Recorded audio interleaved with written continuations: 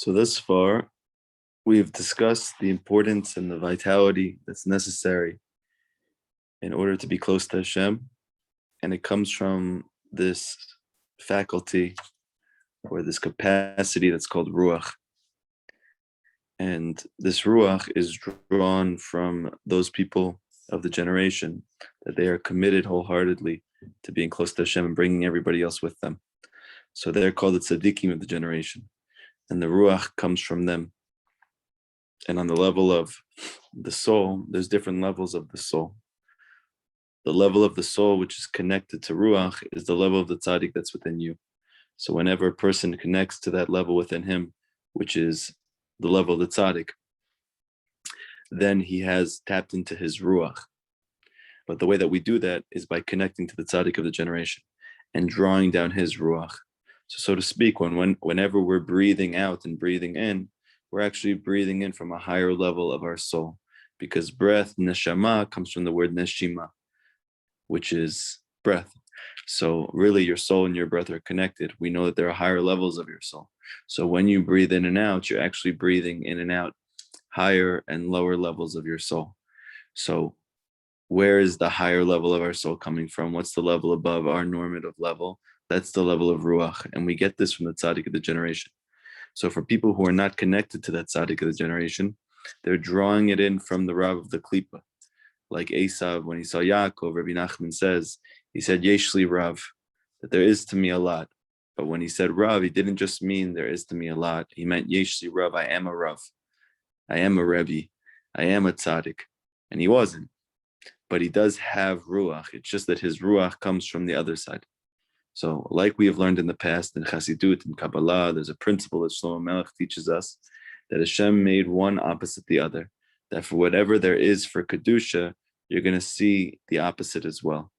Whatever you see in holiness, you're going to see the opposite. That's why when you go to Uman, it's the highest, most elevated spiritual experience on Rosh Hashanah, but you're going to see the opposite.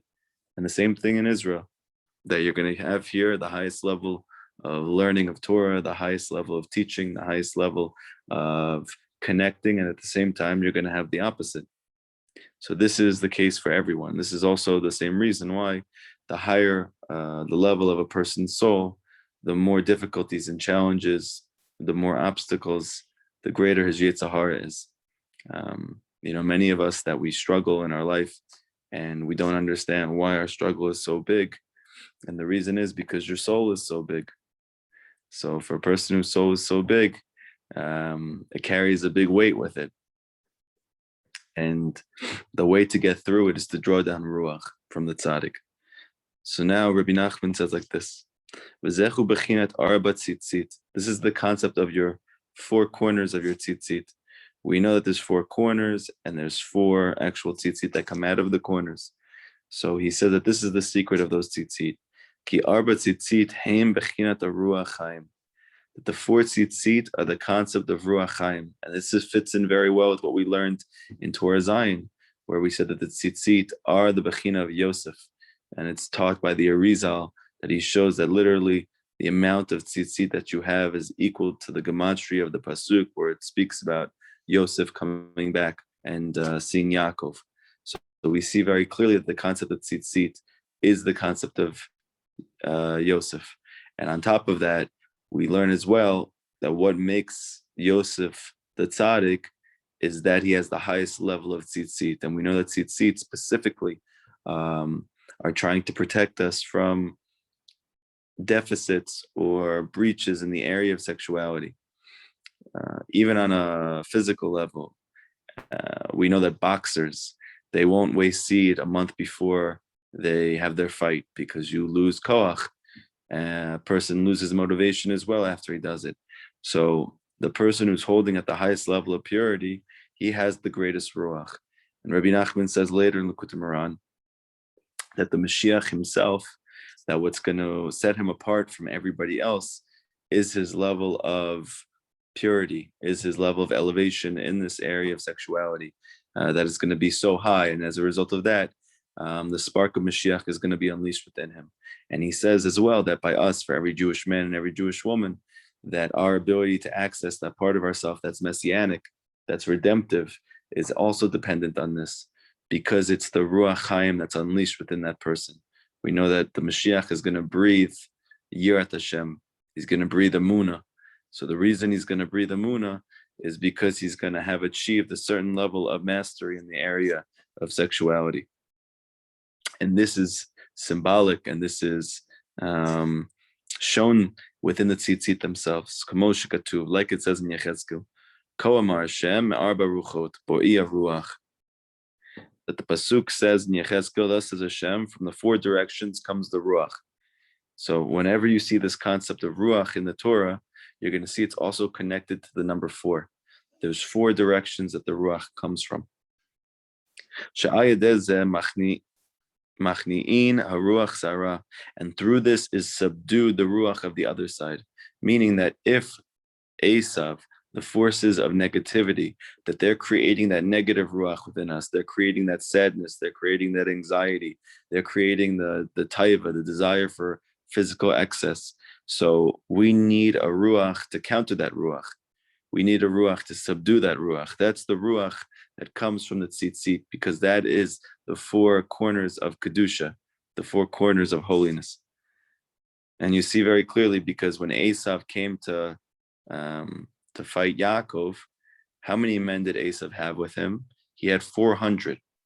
And the Maharal explains that the number 400 is, so to speak, the greatest expansion of the number 4. And 400 represents the full expanse of physical and negative energy, and not spiritual, not ruach, the ruach that we want to imbue. But the 400 men of Esav represents the full expanse of the klipa. And that's what was coming after Yaakov. We know that Yaakov was the father of Yosef. It said that Yosef was his ben Zukin, he was his wise son, and he was the greatest progenitor of his father. So the reason is because Yaakov as well had a very high level of Smirat Brit, that we know that he didn't actually engage in any sexual encounter until he was married, and that was when he was much older. So this is the thing that was passed down from Yaakov to Yosef. This is what gave them their level of wisdom as well, because it's taught elsewhere in Kabbalah that the yesod, which is the place in which sexuality is held, there's 10 sfirot, there's 10 emanations of godliness, there's 10 levels of a person's soul. One level is called the yesod. It's the second to lowest level.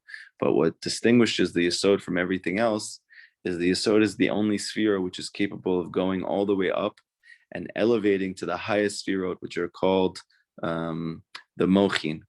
They're called the intellectual faculties of the soul.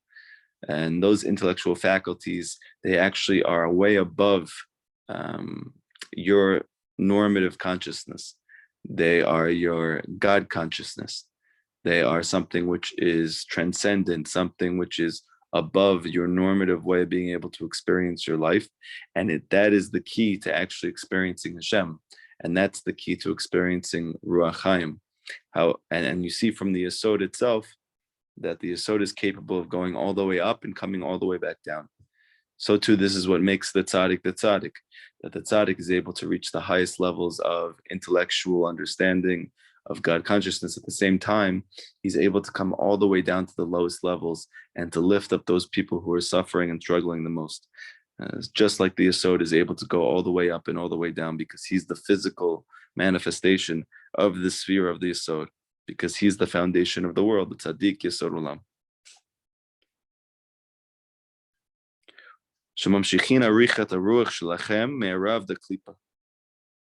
And these opponents, these people who that they are discouraging you from trying to connect to tzaddikim, that they're discouraging you from going to Uman for Rosh Hashanah, that they're discouraging you from following the advice of tzaddikim and to be more practical. So all of these people, where are they getting their life force from? If they're not getting it from the tzaddik, because obviously they're against him. So where are they getting their life force from? They're getting it from the Rav of the Klipa. They're getting it from Esav. Shu b'chinat Esav ish Seir, that he's called a hairy man. Why is he called hairy? Because it's taught in Kabbalah that hair represents dinim, it represents judgments. And we learn this from Tehillim when David HaMelech says that I'm suffering as much as the hairs on my head. And he wasn't just saying that I have as much pain as there is hairs on my head. He was saying that my pain is being channeled down through the hairs on my head. So hair represents a constriction. It represents dinim, it represents judgments. And this is why Esau was called a hairy man, because he was full of judgments, because he was drawing down the ruach of the other side. That's why tzitzit is synonymous with se'ar, with hair. Where do we see this? Because there's a pasuk that it says, Vikachini b'tzitzit roshi. It says, and he took me by the tzitzit of my head. And it's translated as the locks of my head. So we see really clearly that tzitzit from the shirt actually are symbolic of hair or locks of hair, but not locks of hair from the side of negativity, locks of hair that are the revelation of the highest level of godliness, which imbues a person with true life force. That's why Rabbi Nachman says that it's a segula to look at your tzitzit. That he says this in the 7th lesson of Likutei Moharan towards the end, that if a person deals with sickness or he deals with illness, it's a very propitious thing for him to look at his tzitzit, that he could achieve healing simply by staring at his tzitzit. And the deeper reason is because the reason why a person is sick is because he's drawing down Ruach Chaim from the Klipa, but he wants to be drawing down the spirit of life from the good side, from the side of Kedusha, from the side of Tahara, from Hashem.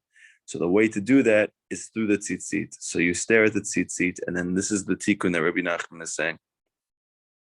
Ki al yadam nichna Esav, and it's through that you subdue Esav, ish seir, bechinat ruach sara. So what does it mean practically for us to have this level of tzitzit? It means to connect to the tzaddik, because the tzitzit, like we learned in the 7th lesson of Likutei Moharan, the tzitzit are Yosef, meaning to say that even though I have this physical tzitzit, when do I have the spiritual concept of tzitzit? When do I wear the highest level of tzitzit on my soul, not just on my physical body? The answer is, when are you wearing around the tzaddik? If you have achieved real hikashu with the tzaddik, real closeness with the tzaddik, that you live with his lessons, that you learn his Torah, that you live with that wisdom and you bring it into your life and you do your best to achieve it. So when you do that, then you have the concept of spiritual tzitzit, because that's Yosef.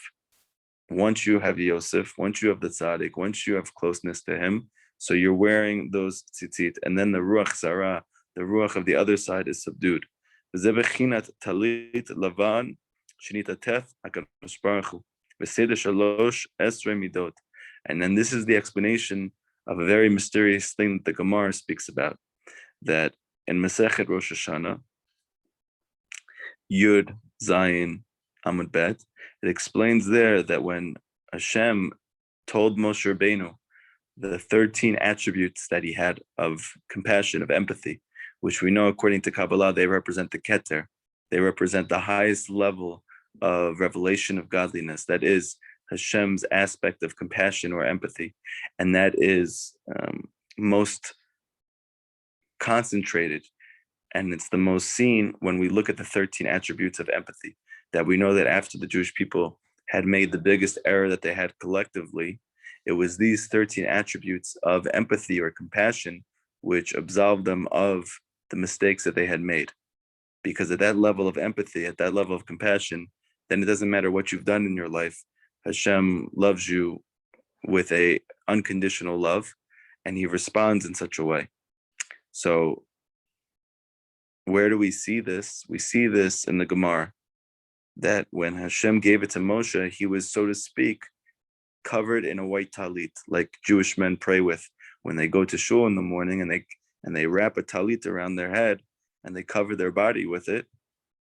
So why is the talit white? Why was Hashem, so to speak, wearing this white talit?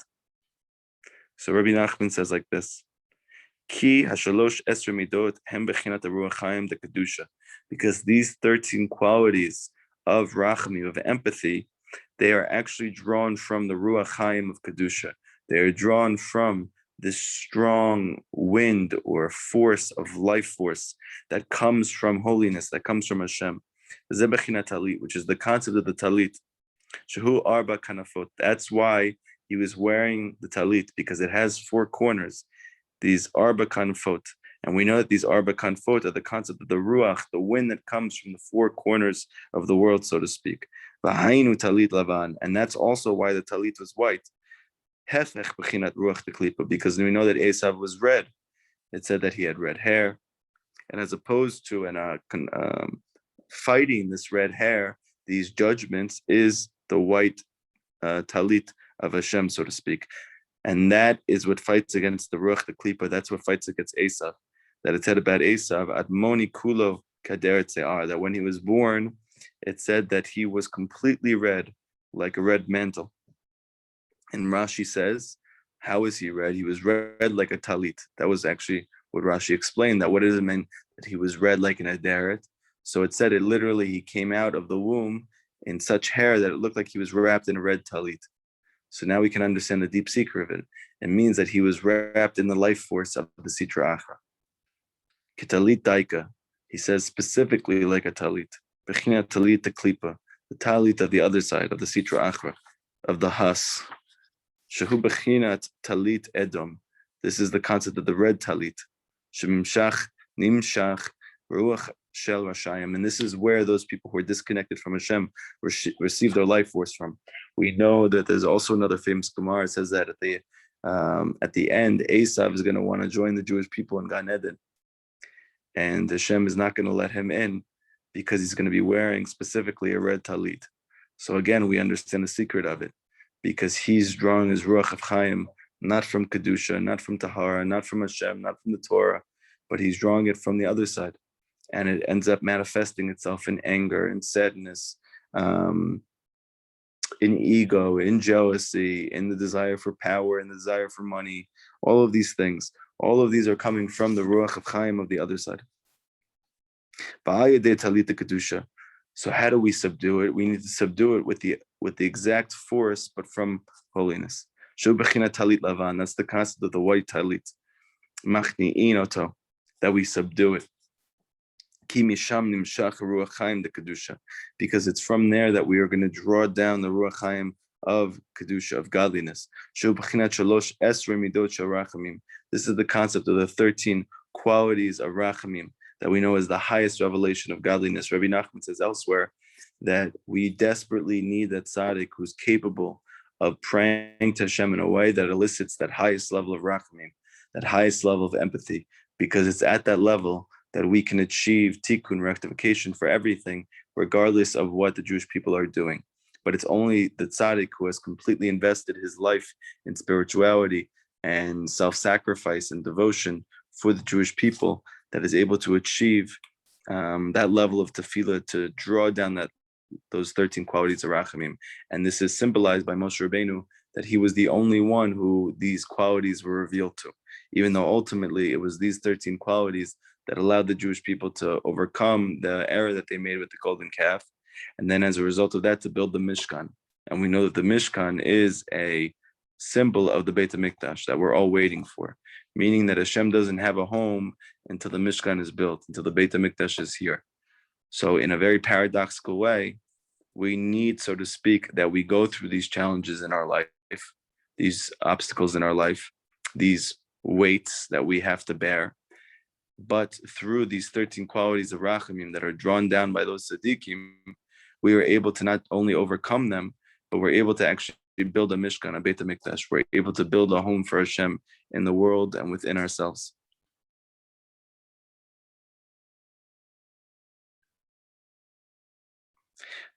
And this is the reason why Hashem wore a white talit specifically. Because his ability to express those 13 qualities of empathy was first derived from the Ruach Chaim. It was coming from the Ruach, the life force that came from his white talit, that came from the forces of Kedusha, the forces of godliness. Hainu, ki ayadeh talit the Kedusha, meaning that through this talit of Kedusha, shubachinat makif, which is the concept of makif, we know that in Kabbalah, there's two levels of experiencing Hashem. There's the level which is called panimi, which is called inner. It is imminent. It's something that you feel, that you experience, that you can have a felt sense of. And then there's the level of makif. Makif means it transcends, or it surrounds, literally. So why is it termed surrounding? Because it's something which transcends your experience. It's something that influences your experience, but you cannot touch it or feel it. This is seen within the levels of the soul, that we know that according to Kabbalah, we have 5 levels of our soul. 3 levels of our soul are called panimi, that is the nefesh, the ruach, and the neshama. These are things which you can feel and experience psychologically, emotionally, physically, spiritually. And then you have 2 levels of your soul that you can't experience while you're still living in this physical world, that are always there, and they are always influencing those 3 levels that you can feel, but they are called makif, they're transcendent. And it's only the greatest tzaddikim that are able to draw down those levels while they're still alive. And those levels are called chaya and yechida. This highest level of yechida is the level which the Mashiach is going to tap into. And this is what's going to set him apart from all of us, is his ability to draw down this highest level of his soul, the keter of his soul, the yechida of his soul. And it's through this that he's going to be able to bring the geula. So this is the messianic level of all of our souls.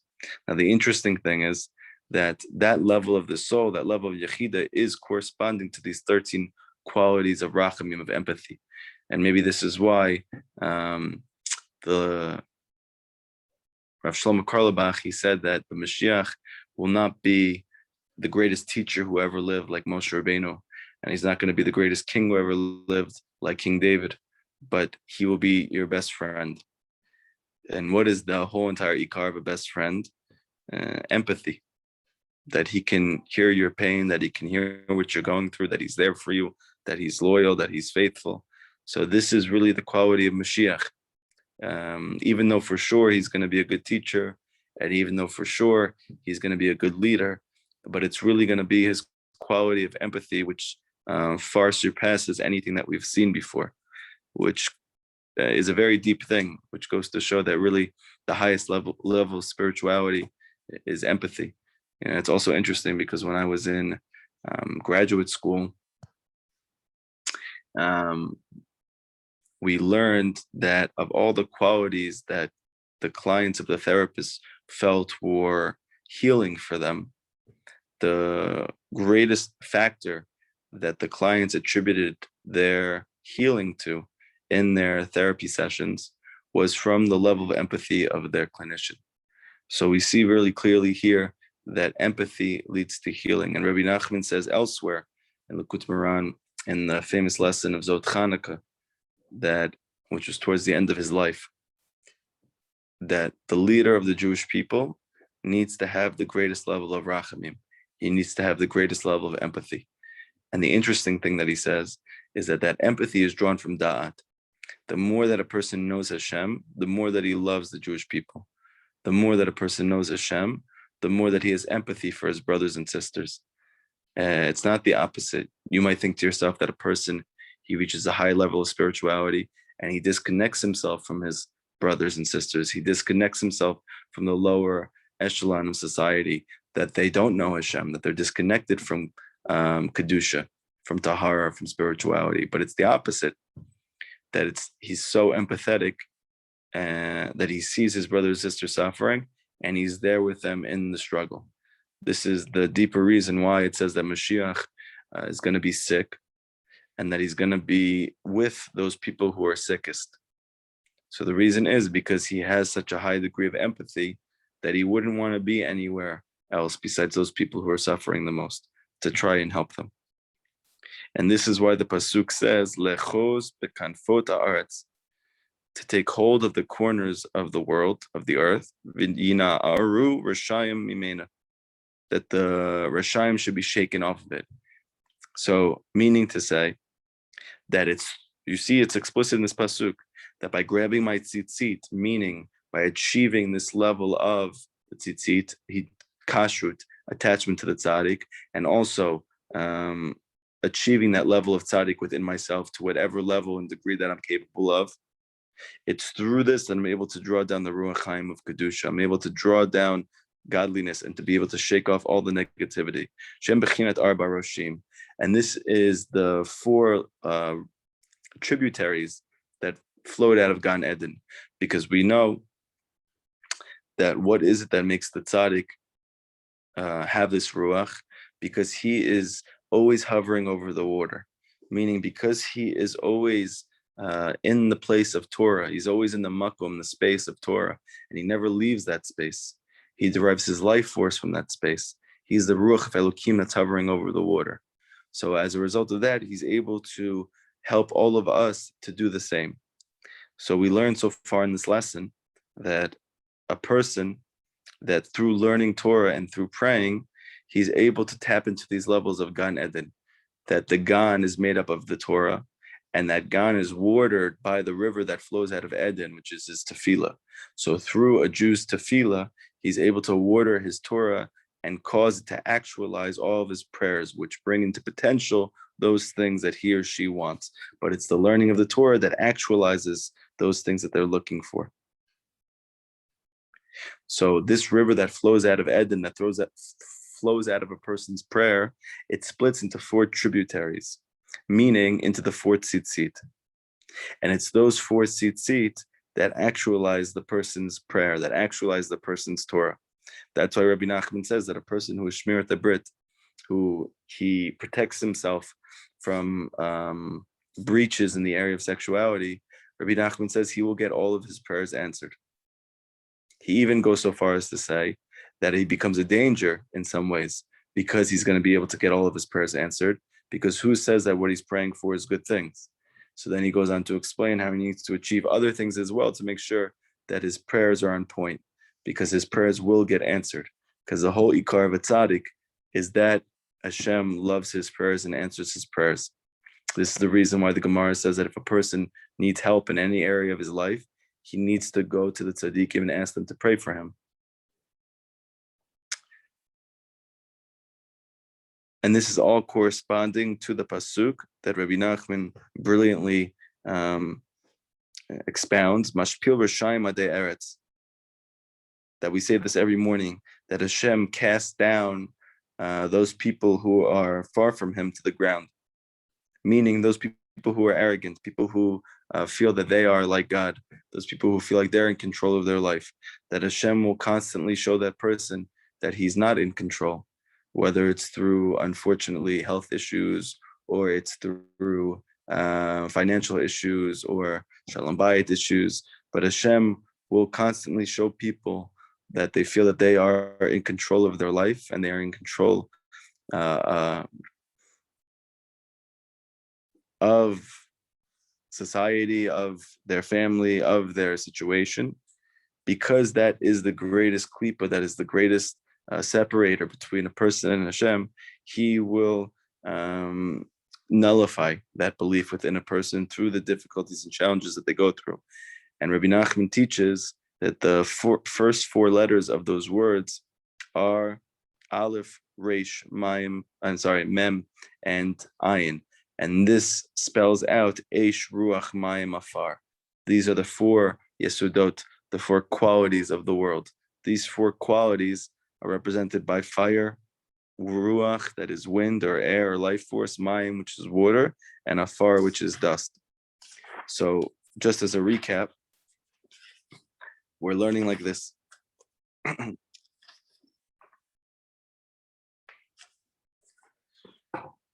Rabbi Nachman says that all lackings, whether physical or emotional, psychological, health, financial, all lackings come from a lacking of ruach, because everything that Hashem created in the world, he created with its own specific ruach, even non-moving entities, even vegetative or even inanimate objects. They all have ruach, because if they didn't have ruach, they couldn't exist.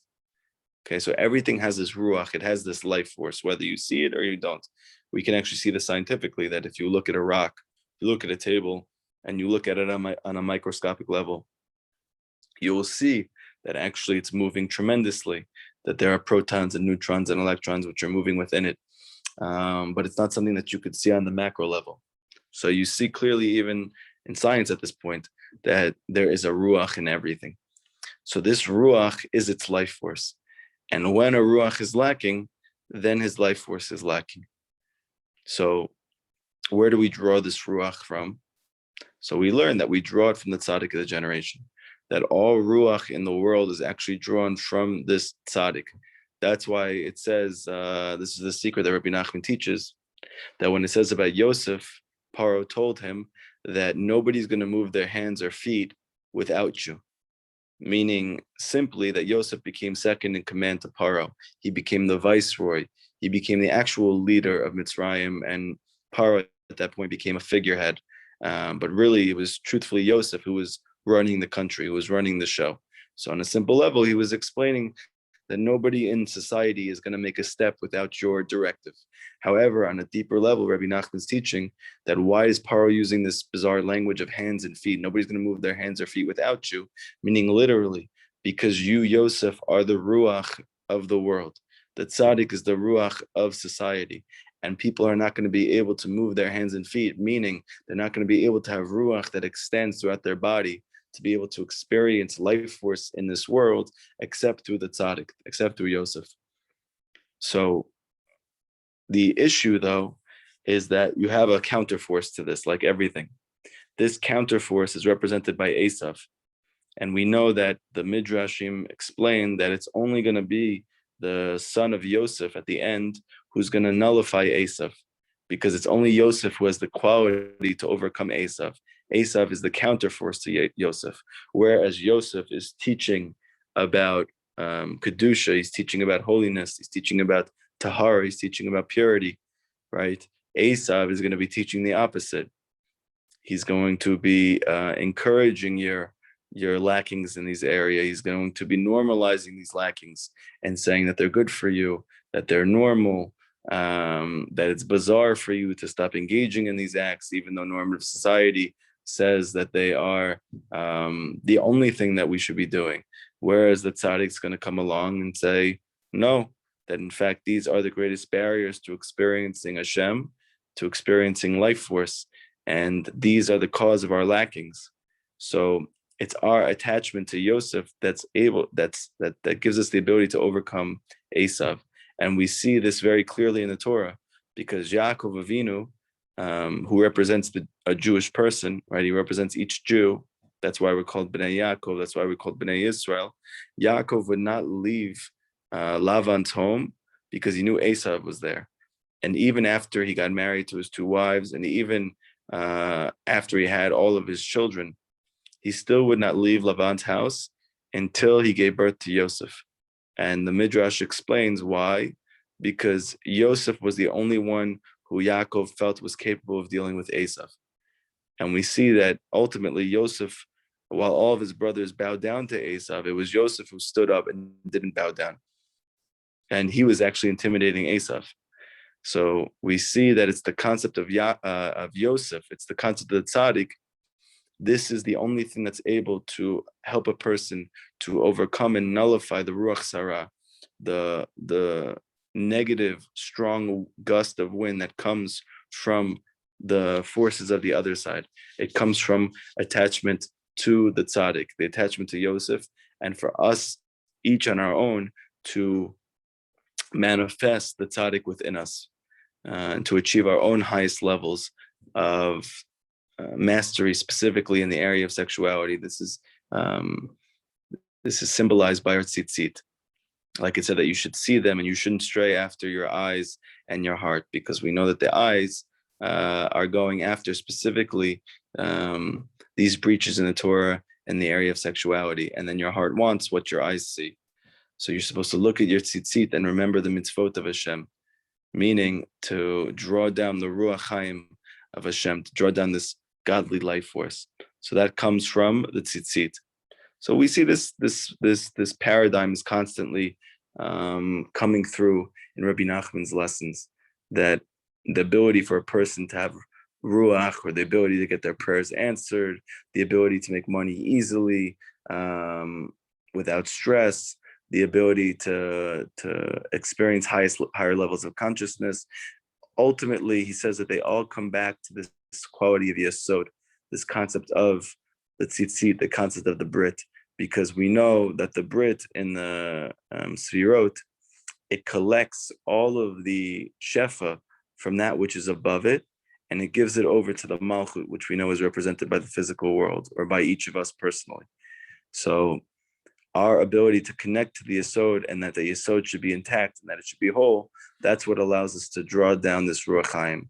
And also, we know that Yosef is the same gematria as Tzion, which we named the organization after. Tzion is a name for Yerushalayim, it's a name for Eretz Yisrael, but it says that whatever happened to Yosef happened to Tzion. And according to Kabbalah, Tzion is representing this quality of Yesod, the foundation, the tzaddik. So we see as well that what's the whole entire essence of Tzion, of Yerushalayim, of the land of Israel. This is, so to speak, the place where heaven and earth kiss. This is the place where we feel Hashem in the deepest possible way. Meaning that when a person achieves tikkun in the area of the Brit, that it's in that place that he gets to experience Hashem, because he's drawing down Ruach Chaim. Bezrat Hashem, in the next part of the lesson, which is towards the end of this lesson, we're going to look at the Rabbi Baruch Hana's story, which Rabbi Nachman uses. He had a dream of Rabbi Baruch Hana. He came to him and he said, why don't you learn my stories deeper, the greatest secrets in the Torah and my stories? So he's going to show how a very mysterious Gemara, I believe in Bava Batra, towards the end, is actually going to encapsulate everything that we've learned so far in this lesson. So does anybody have any questions from today's lesson?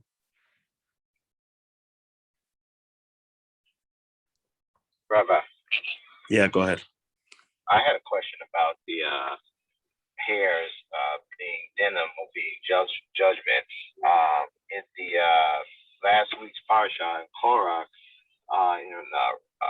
the Rabbi Shabbat table, he brought down a lesson. He was talking about a lesson about why the Levites had to have their hair shaved, because their characteristics were like constriction, and they were strict and stern, and they had to have their hair shaved. And Korach was upset that he had to have his hair shaved. And so is this what causes within us that same sternness and the same kind of constriction and that denim and that judgment? Is it the hair? Yeah, so it's symbolized by the hair. It doesn't mean that physically, if you're going to go shave your head, you're now going to have all of that removed. But we know that the Kohanim, specifically the Leviim, that they were not allowed to have hair that was long. So the reason Kabbalistically is because it represents judgments. And we know that the Leviim, there's three types of Jews, so to speak. There's the Kohanim, there's the Leviim, and there's Yisraelim. So most people are Yisrael. But the reason why they're different on a spiritual level is because the Kohanim represent Chesed. They represent the right side, because we know Aaron represents the greatest manifestation of love. That's why the Kohanim bless us with love. So they have a propensity towards Chesed, of kindness. But the Leviim, they have a propensity towards judgment or strictness or sternness, because their souls are rooted in the left side. We know that according to the Hasidic masters in Kabbalah, that the real issue with Korach was not that he was a horrible person or that he was looking to do the wrong thing, but it was actually that he wanted to be a Kohen. And the problem with that is that he was a Levi, meaning to say that Hashem doesn't want you to be like something that you're not. He created you to achieve what you were brought to this world for. So if you were born as a Levi, that means that you're here to manifest that spiritual soul quality of a Levi, not to run away from it or to try to be someone else that you're not. Obviously, this goes in contradistinction to society now, where you're able to choose, so to speak, who you are. It's clear from the Torah that you have a soul mission in this world, and this is hinted to by your name. It's to by whether you're Cohen, or whether you're a Levi, or whether you're Israel, or whether you're not Jewish. And your goal is not to run away from or to choose another mission, but it's to accept the challenge and to find a way to manifest that part of you, and to do everything that you can to achieve that. So yes, it is represented by the judgment, the hair, but it's specifically the hair on the head or the hair on the body. It's not the hair of the beard. The hair of the beard actually represents this this level of rachamim, this level of the 13 qualities of rachamim, of empathy, because we know that in Tikkun Zohar it's explained that these 13 qualities are called the 13 rectifications of the beard. And this is also why when a person gets older, his beard gets gray and it gets longer, so to speak, if you don't shave it. So that's because as a person gets older, many times, as long as he's maturing at like a normal level, you see that his intensity starts to fade away, his taiva starts to fade away, and he starts to become softer. The reason is because on a spiritual level, so to speak, his levels of empathy are growing as he's getting older. So thank you. You're welcome. Any other questions?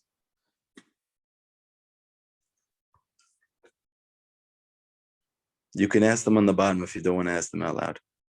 Any other questions before we sign off?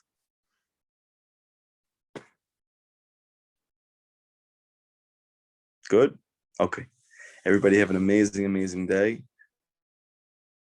And brand lesson with Quran 2 which is an amazing, incredible lesson. A good story also. It's similar to lesson 7.